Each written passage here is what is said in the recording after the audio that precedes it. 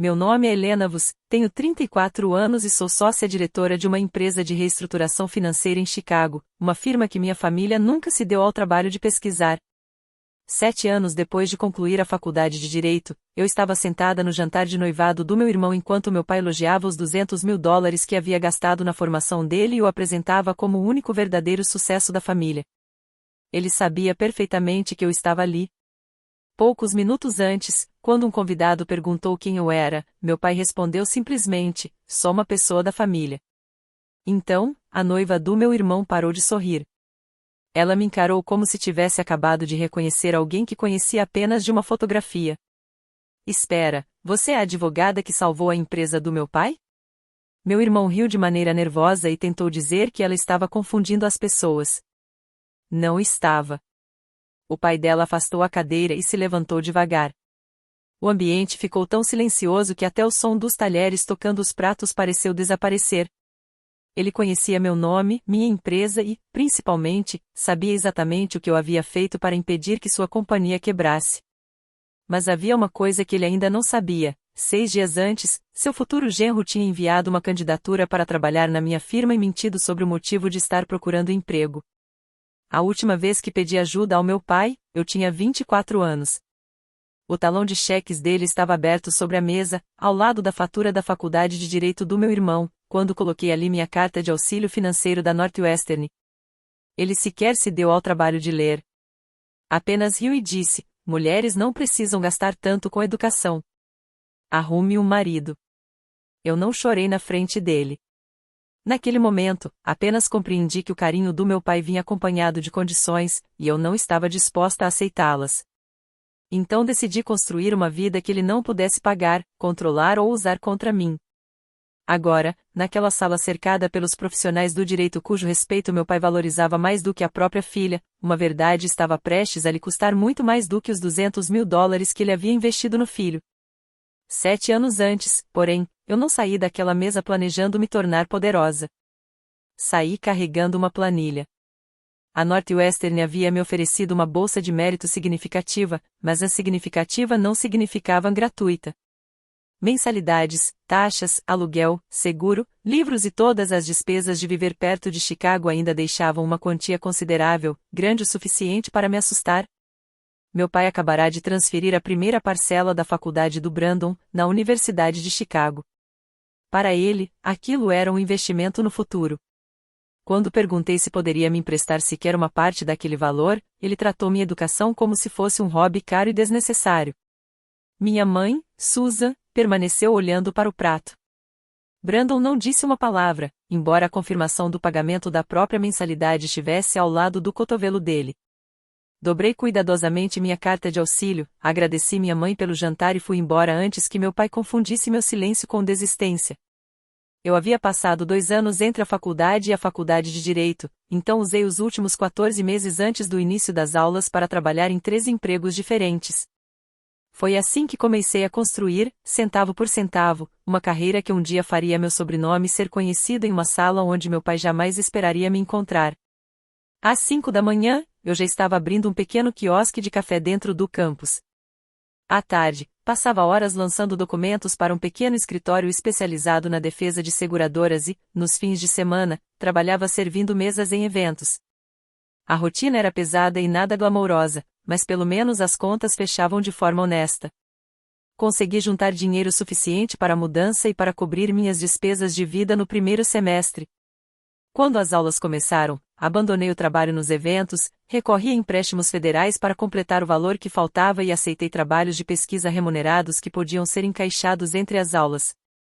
No segundo verão, consegui um estágio em um escritório de médio porte que praticamente pagou o equivalente a um ano de aluguel. No terceiro ano, tornei-me assistente de um professor de direito especializado em falências e recebi uma proposta para trabalhar como associada no verão, com um adiantamento garantido para depois da formatura. Não houve bolsa integral milagrosa, nem uma história fantasiosa em que gorjetas fossem suficientes para pagar uma faculdade particular de direito. O que existiu foi uma bolsa parcial, empréstimos, trabalho jurídico remunerado, controle rigoroso dos gastos e, principalmente, a decisão de não voltar para casa pedindo ajuda. O próprio direito acabou me surpreendendo. Entrei na faculdade acreditando que seguiria na área de litígios, porque gostava da ideia aparentemente simples de ganhar ou perder uma disputa. A reestruturação empresarial me mostrou que os problemas mais difíceis nunca chegam com respostas tão claras. Uma empresa podia estar à beira da falência e, ainda assim, merecer uma oportunidade de continuar funcionando. Um credor podia agir de maneira dura e, ao mesmo tempo, estar completamente correto em relação aos números. Centenas de funcionários podiam depender de uma negociação entre pessoas que mal se suportavam, mas que precisavam encontrar um acordo que funcionasse para todos. Aos poucos, desenvolvi uma habilidade que se tornou essencial na minha carreira: encontrar aquele pequeno espaço de equilíbrio onde lados completamente diferentes ainda conseguiam permanecer de pé. Terminei a faculdade em primeiro lugar na minha turma e, depois, trabalhei como assistente de um juiz federal especializado em falências no Distrito Norte de Illinois. Quando esse período terminou, entrei para um grande escritório internacional. Foi ali que aprendi como sócios experientes construíam poder de negociação, como clientes reagiam quando a folha de pagamento precisava ser resolvida em menos de 48 horas e quantas vezes a mulher mais jovem da sala era presumida como alguém que estava ali apenas para fazer anotações, até abrir a boca e começar a responder às perguntas. 4 anos depois, 2 colegas e eu decidimos sair e fundar a Northline Restructuring. Não começamos em uma torre de vidro com nossos nomes brilhando na fachada. Alugamos 6 salas, dividimos uma única assistente e até discutíamos se a empresa realmente precisava comprar uma segunda impressora. Consegui trazer nosso terceiro cliente, algum tempo depois, o 10º. No fim do segundo ano, já éramos 28 advogados e tínhamos construído uma reputação por administrar crises de empresas de médio porte sem transformar cada caso em um espetáculo público. Meus sócios me escolheram para assumir como sócia-diretora porque eu conseguia conquistar novos clientes, impedir que as equipes chegassem ao limite e falar a verdade para executivos assustados sem fazê-los se sentirem humilhados. Minha família não fazia ideia de nada disso. Minha mãe dizia aos parentes que eu trabalhava com contratos. Meu pai nunca demonstrou interesse em saber exatamente com o que eu trabalhava. Certa vez, no jantar de ação de graças, Brandon até brincou dizendo que eu provavelmente passava os dias revisando contratos padronizados enquanto os verdadeiros advogados estavam nos tribunais. Eu deixei o comentário passar, porque responder teria exigido uma plateia realmente disposta a me ouvir. Mesmo assim, aquela situação começou a me incomodar. Eu estava protegendo minha paz ou simplesmente tornando mais fácil para eles continuarem apagando tudo o que eu havia conquistado? Fiz essa pergunta a mim mesma mais de uma vez. O silêncio pode ser uma forma de estabelecer limites, mas, no ambiente errado, também pode virar um trabalho invisível que você nunca deveria ter sido obrigada a fazer. Você engole a ofensa, guarda a resposta e aceita o desconforto para que todo mundo ao redor possa continuar se sentindo confortável. Eu ainda não queria vingança. O que eu queria era distância. Por quase 3 anos, manter distância funcionou. Até que, numa quarta-feira à noite, minha mãe ligou para contar que Brandon estava noivo de Avery Bennett e que a família dela organizaria um jantar no Península Chicago. Então veio o pedido, feito naquele tom cuidadoso que minha mãe sempre usava quando estava transmitindo uma ordem do meu pai.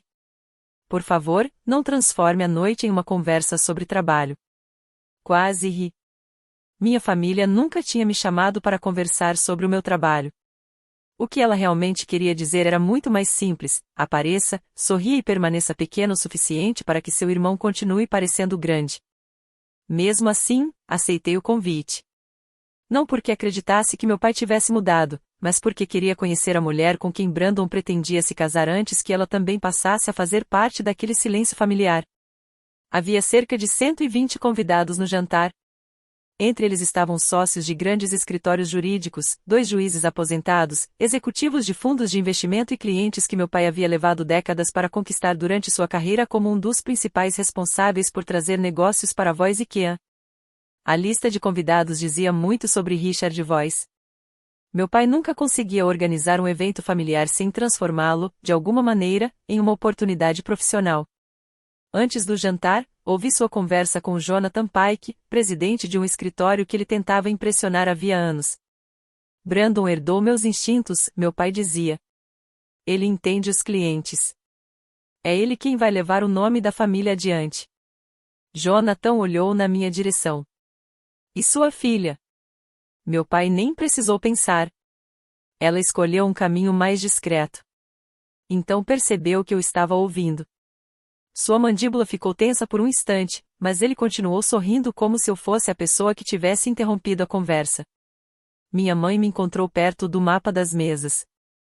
Ela me abraçou com um braço, apresentou-me a dois parentes apenas como a irmã do Brandon e depois baixou a voz. Seu pai está sob muita pressão esta noite. A conta da Bennett pode se tornar muito importante para o escritório dele.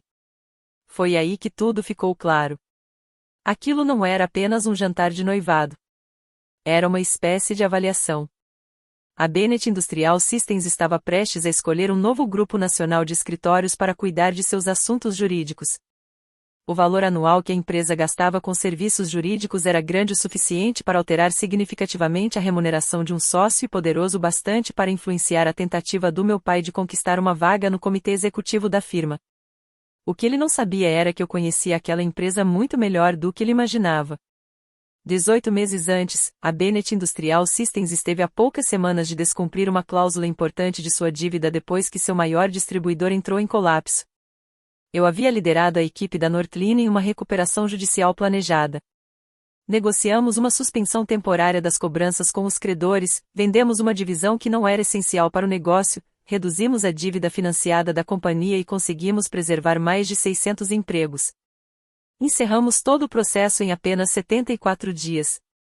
Avery havia participado de algumas das reuniões de atualização do conselho. E o pai dela, Marcus Bennett, estivera presente em praticamente todas as reuniões mais difíceis. Ele sabia exatamente quem eu era. Eu não tinha associado o sobrenome de Avery à empresa quando minha mãe ligou. Bennett era um sobrenome relativamente comum, e a confidencialidade profissional havia me ensinado a não misturar informações de clientes com conversas pessoais. Mas, na recepção, reconheci Marcus do outro lado do salão. Ele estava cercado de convidados e ainda não tinha me visto. Decidi não me aproximar.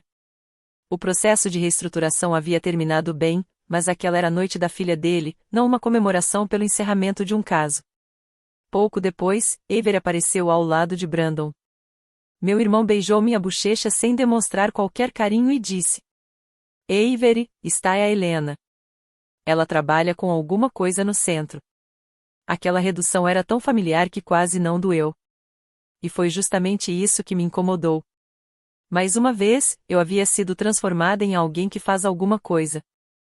Avery sustentou meu olhar por um segundo a mais do que a simples educação exigia. Helena Voice? Perguntou. Brandon respondeu antes que eu pudesse abrir a boca. Sim. Mas existem vozes demais em Chicago. Ela voltou a me encarar. Você participou da reestruturação da Bennett Industrial? Respondi apenas que sim, tomando cuidado para não revelar nada além do necessário. A expressão dela mudou imediatamente. A curiosidade deu lugar ao reconhecimento. Foi você quem liderou o processo. Eu vi você naquela última reunião com o conselho. Brandon soltou uma risada curta. Ela só ajudou com a papelada.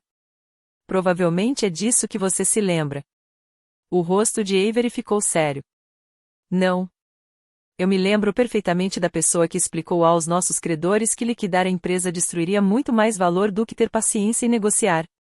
Meu pai repetiu essa frase durante meses. Antes que eu pudesse responder, o responsável pelo salão pediu que todos ocupassem seus lugares. Brandon conduziu Avery para longe, colocando a mão nas costas dela enquanto dizia alguma coisa em voz baixa. Ela não respondeu. Sentei-me na mesa 9, junto de alguns parentes distantes e dois conhecidos profissionais do meu pai. Um deles perguntou se eu estava apenas visitando Chicago. Meu pai passou atrás de nós e respondeu por mim. Hoje, a Helena é só família. O homem me lançou um sorriso constrangido. Eu não senti a menor necessidade de tirá-lo daquela situação.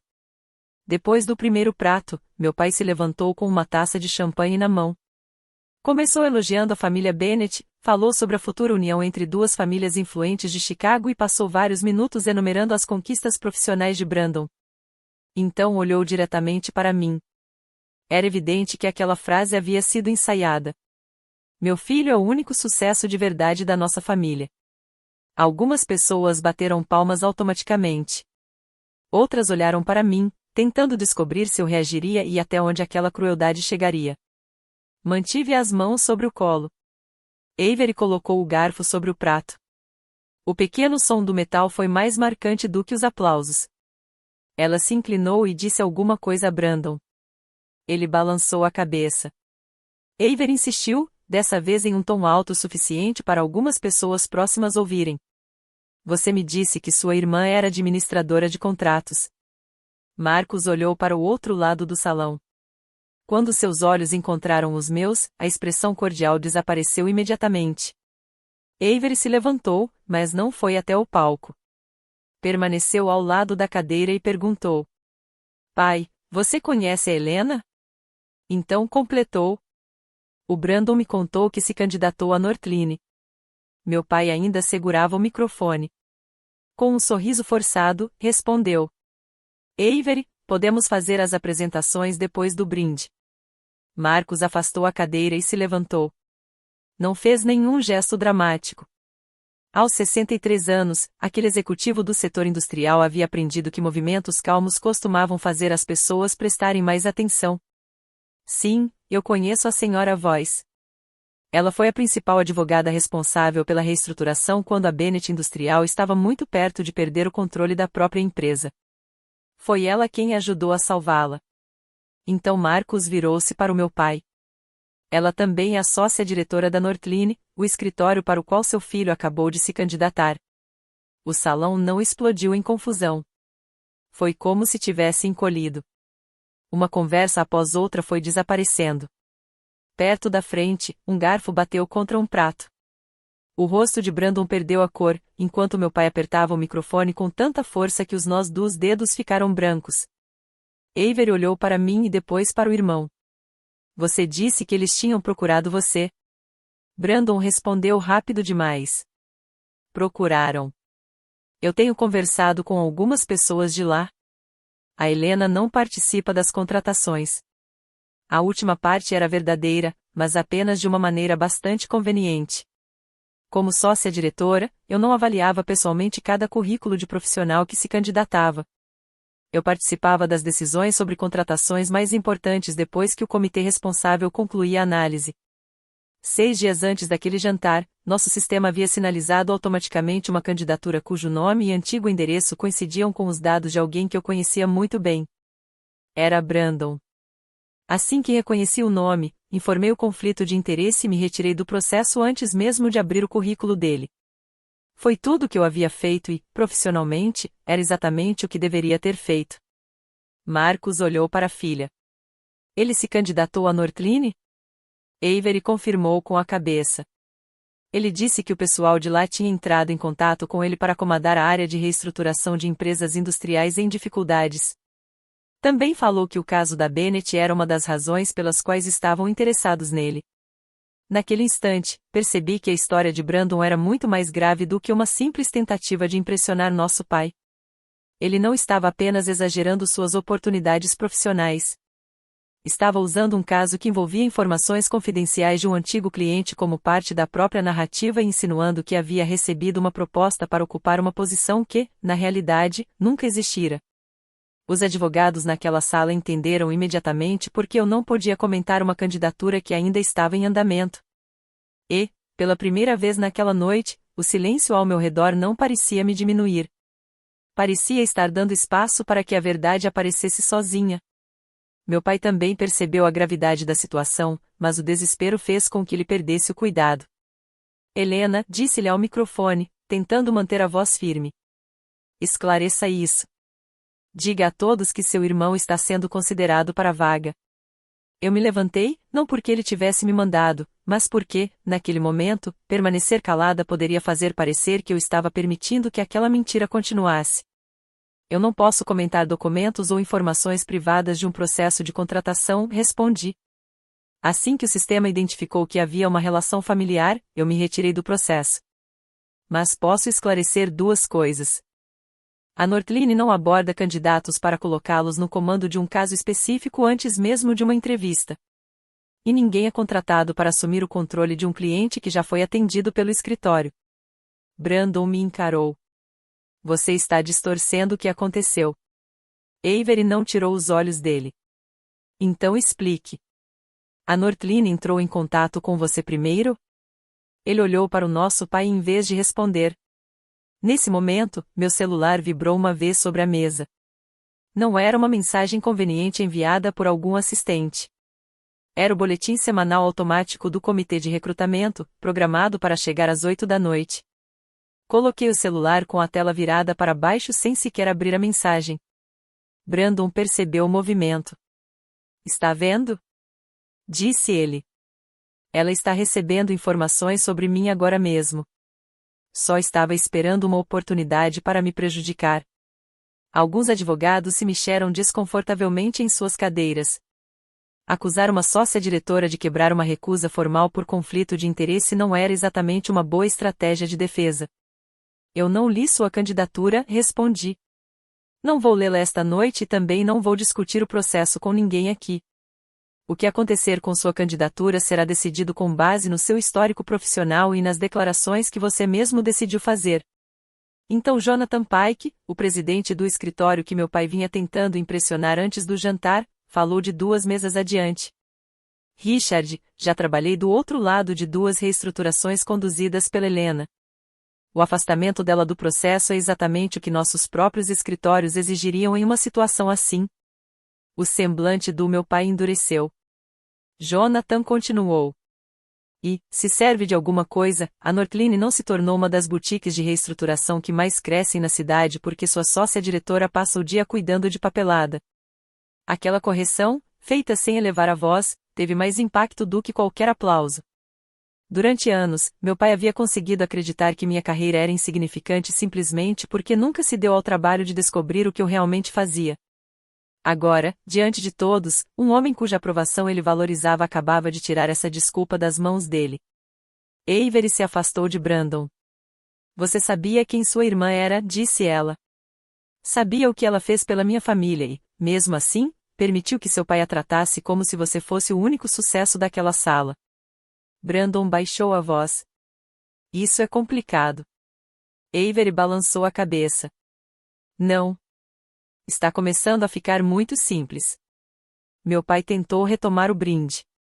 Falou mais alto, como se aumentar o volume pudesse obrigar aquela noite a voltar ao roteiro que ele havia planejado.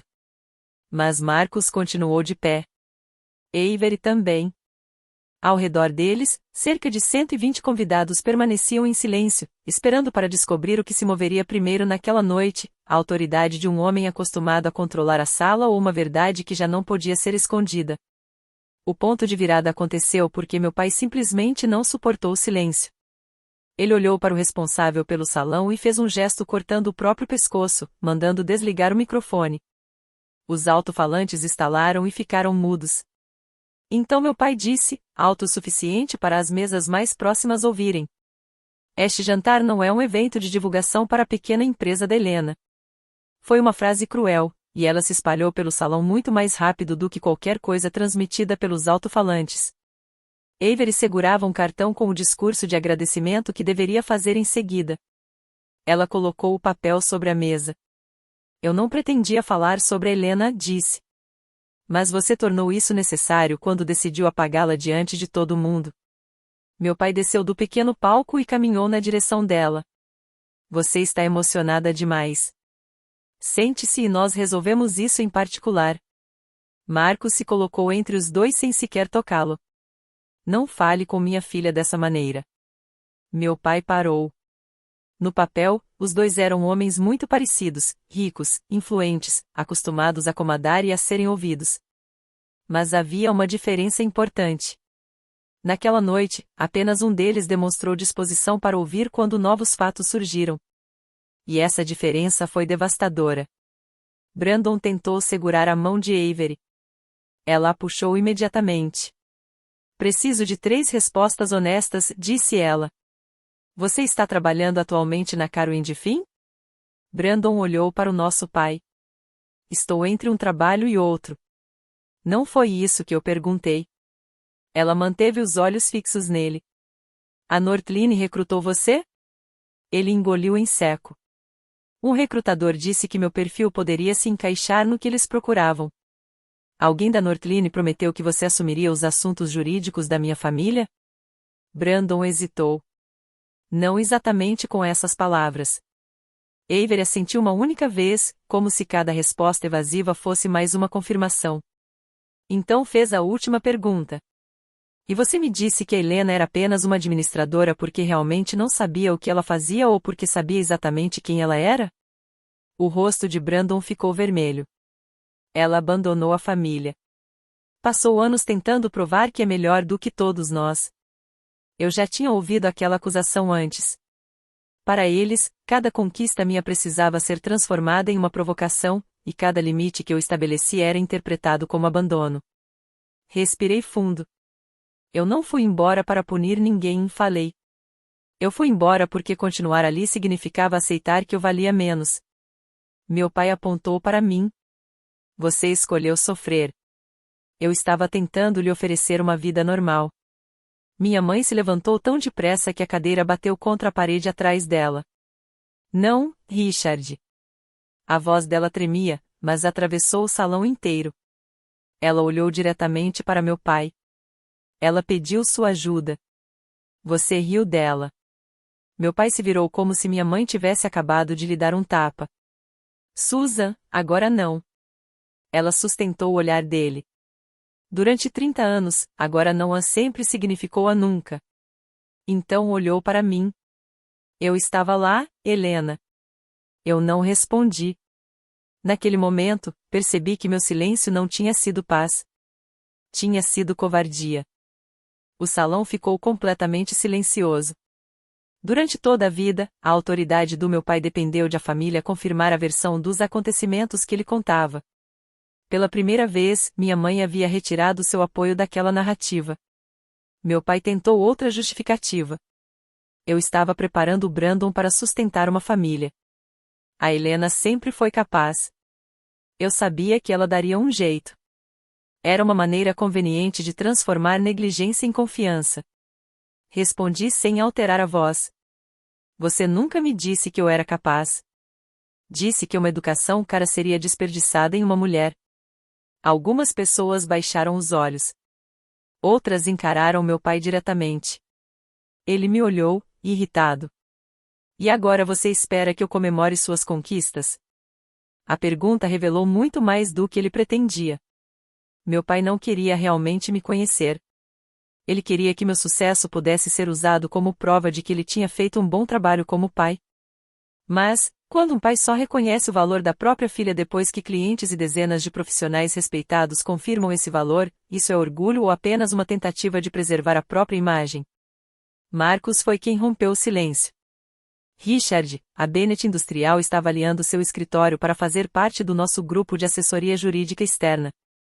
Nós analisamos capacidade de julgamento, não apenas currículos. E o que aconteceu esta noite me trouxe informações que eu não tinha antes. O rosto do meu pai mudou. Pela primeira vez, as consequências daquela noite deixaram de ser apenas emocionais. Elas haviam entrado no idioma que ele realmente respeitava: clientes, reputação, julgamento profissional e dinheiro. Você tomaria uma decisão empresarial por causa de um desentendimento familiar? Perguntou ele. Marcos respondeu com calma. Você transformou um evento familiar em uma demonstração pública das qualidades profissionais do seu filho. Não pode reclamar quando as pessoas decidem avaliar essa demonstração. Brandon olhou para Avery. Você realmente vai acabar com nosso casamento por causa de uma discussão entre nossas famílias? Avery tirou o anel do dedo. Não o jogou no chão, nem fez uma cena. Apenas o colocou sobre a mesa, ao lado do cartão de agradecimento que havia deixado ali. Estou suspendendo o casamento porque fiz perguntas diretas e você respondeu com brechas e meias-verdades. Eu não posso me casar com um advogado que trata a verdade como algo que só precisa ser respeitado depois que ele é descoberto. Brandon ficou olhando para o anel. Meu pai se inclinou e o pegou antes que o próprio Brandon pudesse fazer qualquer coisa, como se ainda fosse possível colocar aquele objeto de volta no lugar e fingir que a noite poderia continuar normalmente. Então ele se virou para mim. Você planejou tudo isso. A voz dele tremia. Não era mais autoridade. Era pânico. Você veio aqui sabendo da candidatura dele. Esperou até o meu brinde para fazer isso. Eu mantive a calma. Eu vim porque minha mãe me convidou. Avery me reconheceu. Marcus contou que sabia. Brandon explicou a própria candidatura.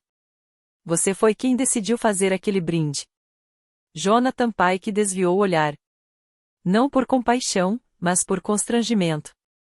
Alguns convidados começaram discretamente a pedir suas contas e se preparar para ir embora. Meu pai percebeu que a sala estava se afastando dele. Então segurou meu antebraço. Não foi um aperto violento, mas reconheci imediatamente aquele velho reflexo de alguém que acreditava que, com pressão suficiente, ainda poderia recuperar o controle. Ele se aproximou e sussurrou. Diga a eles que tudo isso foi exagerado. Eu retirei a mão dele do meu braço. Não. Uma única palavra, sem gritos, sem espetáculo. Minha mãe veio para o meu lado. Marcus voltou para perto de Avery. E Brandon permaneceu sozinho, ao lado do anel que ela havia deixado sobre a mesa.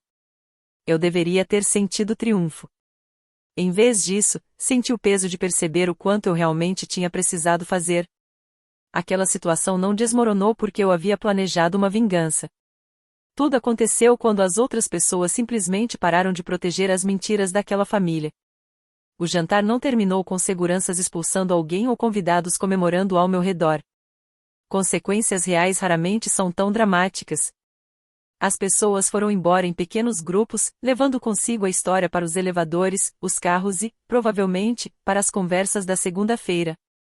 No saguão, expliquei a Avery e Marcus que não poderia comentar a candidatura de Brandon com nenhum dos dois. Marcus assentiu. Essa resposta é uma das razões pelas quais confiamos em você. Minha mãe pediu para voltar para casa comigo. Durante o caminho, ela finalmente revelou que havia preparado uma mala 2 dias antes. O discurso do meu pai não destruiu o casamento deles. Apenas tirou dela a última desculpa para fingir que o relacionamento já não estava quebrado. Na segunda-feira, enviei ao nosso departamento jurídico uma declaração formal sobre tudo o que havia acontecido e reafirmei minha recusa em participar da avaliação de Brandon. O comitê de recrutamento transferiu a candidatura para um membro externo e determinou que eu não receberia nenhuma informação além da decisão final. 9 dias depois, a candidatura foi recusada. Uma verificação de rotina encontrou várias inconsistências relevantes. No currículo, Brandon afirmava estar entre os 10% melhores alunos da turma. O histórico acadêmico mostrava que ele estava muito mais próximo da média. Também dizia ter sido editor-chefe de uma revista jurídica, quando, na verdade, havia participado brevemente de outra publicação estudantil. Além disso, transformará uma função de apoio na Caro Endifin em uma suposta posição de liderança em negociações envolvendo empresas em dificuldades. Mas havia algo ainda mais sério. Ele havia omitido que a própria Caro Endifin pedirá sua saída depois que ele enviou a um cliente um documento sem autorização e tentou colocar a culpa em um advogado júnior. A Northline não o rejeitou por ele ser menos bem-sucedido do que dizia.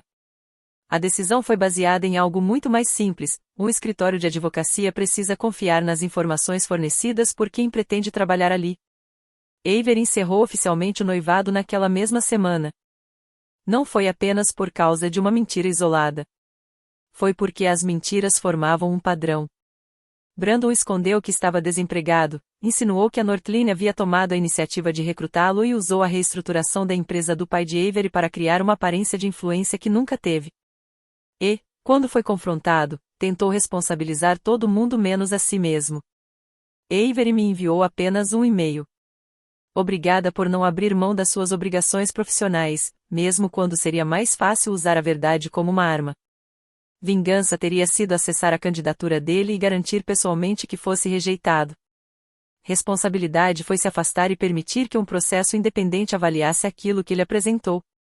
As consequências profissionais do meu pai demoraram um pouco mais para aparecer, mas foram ainda mais pesadas. O departamento jurídico da Bennett Industrial retirou a voz e que anda a etapa final de uma concorrência para escolher seus advogados externos, um contrato estimado em aproximadamente $3 milhões por ano. A justificativa mencionava preocupações com o julgamento da liderança e com declarações imprecisas feitas em um contexto profissional. Meu pai havia enviado o currículo de Brandon para 2 contatos profissionais usando o próprio e-mail do escritório e ainda endossado as supostas honrarias acadêmicas dele sem sequer confirmar se eram verdadeiras. O que começou como uma vergonha particular acabou se transformando em um problema de governança dentro da sociedade. O comitê administrativo analisou as mensagens. Depois disso, 3 advogadas que trabalhavam diretamente com meu pai relataram comportamentos que já vinham se repetindo havia anos. Ele costumava apresentar as mulheres apenas pelo primeiro nome, enquanto fazia questão de usar títulos profissionais ao apresentar colegas homens. Quando elas participavam de discussões importantes sobre estratégias jurídicas, ele frequentemente as colocava para fazer anotações.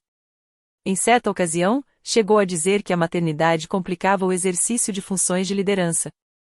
Nada disso havia sido criado naquela noite. O jantar apenas fez com que pessoas que antes permaneciam em silêncio finalmente fossem ouvidas. 2 semanas depois, meu pai perdeu a posição responsável pelo desenvolvimento de clientes e também foi retirado do comitê de contratações. A indicação que ele esperava para o comitê executivo desapareceu de vez. Com a perda da oportunidade da Bennett, sua remuneração também caiu, e o escritório contratou um consultor externo para acompanhar sua atuação como líder. Ele não perdeu a licença nem foi expulso da sociedade. Uma única fala cruel durante um jantar não destrói automaticamente uma carreira construída ao longo de décadas. Mas custou a ele influência, dinheiro e aquela sensação de que seu julgamento jamais poderia ser questionado. O impacto dentro de casa foi ainda maior. Minha mãe se mudou temporariamente para o apartamento da irmã e contratou uma advogada para ajudá-la a separar as finanças do casal. Ela deixou claro que só consideraria uma reconciliação depois que os dois passassem por aconselhamento individual e que meu pai reconhecesse o que havia feito sem tentar justificar tudo. Brandon deixou o apartamento que meu pai financiava assim que o contrato de aluguel terminou.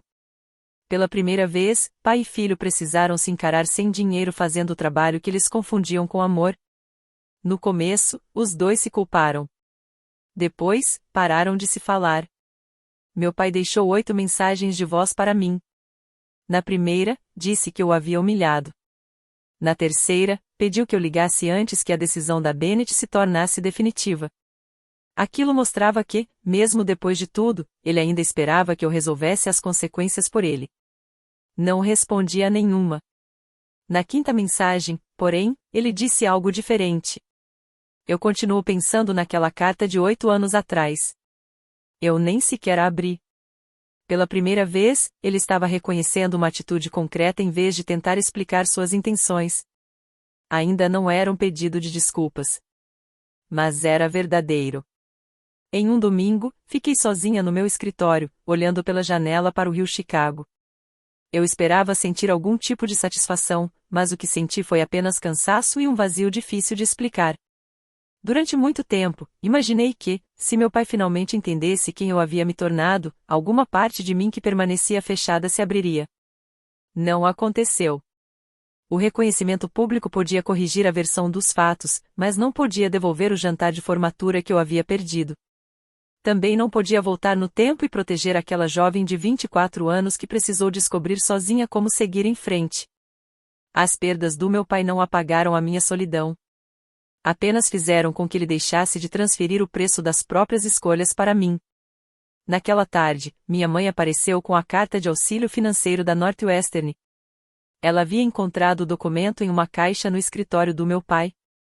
A carta ainda estava dobrada exatamente nas mesmas marcas de anos atrás. Ele havia guardado o documento sem nunca tê-lo lido. Minha mãe pediu desculpas sem esperar que eu a consolasse. Admitiu que durante muito tempo confundiu manter um casamento com manter uma família. Concordei em tomar um café com ela uma vez por semana, mas deixei claro que não seria para fingirmos que tudo estava resolvido. Os limites fizeram com que nossa relação ficasse menor do que ela gostaria, mas também a tornaram mais verdadeira. Meu pai finalmente me escreveu uma carta sem enviar dinheiro e sem pedir que eu protegesse sua reputação. Ele admitiu que havia medido os 2 filhos pelo quanto cada um contribuía para a imagem que queria transmitir. Brandon fazia com que ele sentisse que seu legado continuava. Eu fazia com que ele se sentisse questionado. Chamar minha ambição de algo antinatural escondia, na verdade, um medo que ele nunca admitiu, o medo de ser superado pela própria filha. Meu pai pediu uma última conversa e prometeu que aceitaria qualquer resposta, inclusive um não. Coloquei a carta dele ao lado do antigo documento de auxílio financeiro da Northwestern. Mesmo assim, não liguei. 3 meses depois, a Northline promoveu 2 novos sócios e lançou um programa formal de formação para estudantes de direito que seriam os primeiros de suas famílias a seguir esse caminho. Não coloquei meu nome no projeto e também não o financiei para provar alguma coisa ao meu pai. Criamos o programa porque talento muitas vezes é confundido com oportunidade garantida, quando, na realidade, ter certeza de que alguém vai conseguir avançar costuma depender de recursos que nem todos possuem. O programa oferecia trabalho remunerado durante o verão, apoio para a preparação do exame da ordem e mentores cujo desempenho também era avaliado pelo progresso dos alunos que acompanhavam. Eu sabia exatamente o quanto uma ponte dessas poderia mudar uma trajetória. Marcos participou do lançamento como um antigo cliente, e Avery foi com ele. Ela havia entrado para o comitê responsável por acompanhar a recuperação da Bennett Industrial depois da reestruturação. Nós nos cumprimentamos de maneira profissional. Ela não me agradeceu novamente, e eu fiquei aliviada. Nenhuma de nós precisava transformar a pior noite dela no começo de uma amizade. Brandon também não desapareceu em meio às consequências. Conseguiu um trabalho temporário de revisão de contratos por meio de uma agência e começou a corrigir o próprio currículo, uma linha de cada vez. Minha mãe contou que ele havia começado terapia, embora ainda descrevesse o jantar como algo que simplesmente aconteceu com ele. Essa frase foi suficiente para eu entender que ele ainda não estava pronto para conversar comigo. Meu pai completou 8 sessões de aconselhamento e, depois disso, enviou uma última mensagem. Estou aprendendo que arrependimento tem a ver com aquilo que sinto, mas responsabilidade tem a ver com aquilo que estou disposto a mudar. Eu acreditei na frase. Mas ainda não confiava no homem que a havia escrito. Essa diferença acabou se tornando uma das maiores lições que levei comigo. Perdão não é um prêmio que alguém recebe simplesmente porque finalmente sofreu as consequências dos próprios atos. Reconciliação também não é uma dívida que um filho precisa pagar porque os pais envelheceram, perderam prestígio ou finalmente descobriram que a filha que desprezavam se tornou alguém importante. E estabelecer limites não é vingança. É decidir em quais condições o amor pode voltar a existir sem exigir que a pessoa ferida desapareça de si mesma outra vez. O verdadeiro preço que meu pai pagou não foi apenas perder um cliente, ganhar menos ou voltar para uma casa mais vazia. Foi precisar enxergar que a filha que ele considerava um investimento ruim havia se tornado alguém cujo respeito não podia ser comprado. E também perceber que o filho que ele sustentou durante anos havia aprendido a confundir apoio com imunidade às consequências. Quanto a mim, minha vitória não aconteceu naquela noite porque uma sala cheia de pessoas influentes finalmente descobriu meu cargo. Ela aconteceu anos antes, no momento em que parei de esperar que o preconceito do meu pai produzisse um julgamento justo sobre o meu valor. O jantar de noivado apenas tornou pública uma verdade que, até então, permanecia dentro da família. Ainda estou decidindo se devo encontrar meu pai. Se eu aceitar essa conversa, será no consultório de um terapeuta. Sem clientes para impressionar, sem nenhum parente encarregado de manter a paz e sem um microfone que ele possa simplesmente desligar. Dessa vez, ele terá que me ouvir quando não houver mais nada a ganhar. E você, o que faria no meu lugar? Daria essa conversa a ele agora ou esperaria até que suas atitudes comprovassem, por mais tempo, que o pedido de desculpas foi realmente sincero? E se sua própria família só reconhecesse seu valor depois que pessoas de fora fizeram isso, você chamaria isso de amor, arrependimento ou apenas medo de perder o acesso a você? Conte sua opinião e o motivo nos comentários. Talvez alguém passando por uma situação parecida precise justamente da coragem que sua resposta pode oferecer. Agradecemos por acompanhar esta história até aqui. Todos os personagens, acontecimentos e situações apresentados são fictícios e foram criados exclusivamente para fins de narrativa e reflexão. Às vezes, aquilo que nos machuca faz com que questionemos nossas próprias escolhas. Mas as experiências também podem nos ensinar a enxergar melhor, estabelecer limites mais firmes e tomar decisões diferentes no futuro. O que aconteceu com você não precisa definir sua vida nem afastá-lo de quem você é. Mas pode ensinar uma coisa importante: proteger a si mesmo também é uma forma de seguir em frente.